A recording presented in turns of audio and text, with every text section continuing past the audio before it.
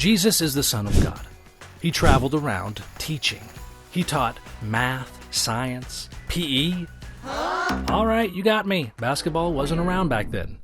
Jesus taught about something much more important: God's kingdom. Because of Jesus, people would know that God heals the sick and cares about those who are sad. And since God is the creator of the universe, his powers are even greater than, well, you're about to find out. Jesus was showing the world what God is like because Jesus is God. One day, one of Jesus' best friends, a man named Lazarus, got really sick. His sisters, Martha and Mary, sent a message to Jesus. "Lord, the one you love is sick." When Jesus got the message, he said, "This sickness will not end in death. No, it is for God's glory." Jesus was up to something good.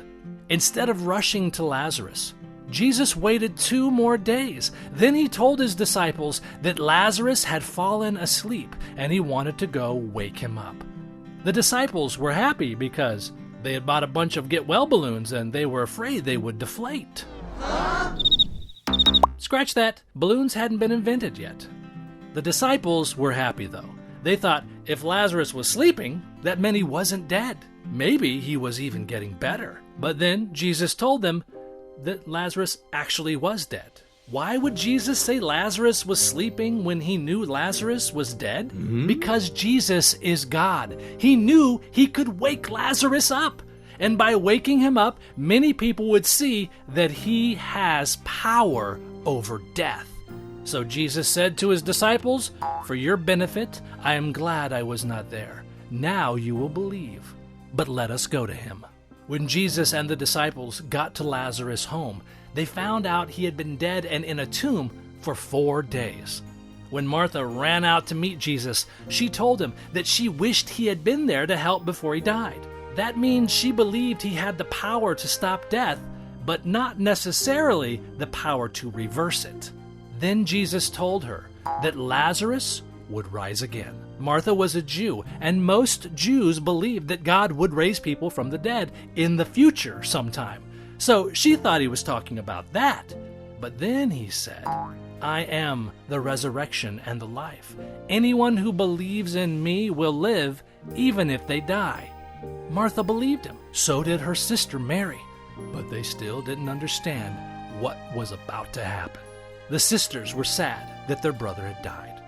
Jesus was sad too. He even cried. When he went to Lazarus' tomb, he told the people to move the stone at the entrance. They rolled the stone out of the way, and Jesus prayed to God.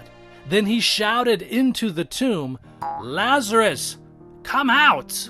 Lazarus came out.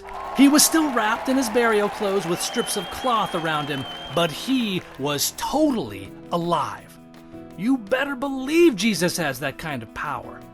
There were people all around that saw what happened, and they believed too. They knew that Jesus was the Messiah, God's Son, the one with power over death. Jesus rescued his people just like God promised. He has the power to bring all of us back to life so we can live with him forever, and he proved it by dying on the cross for our sins. But it didn't end there.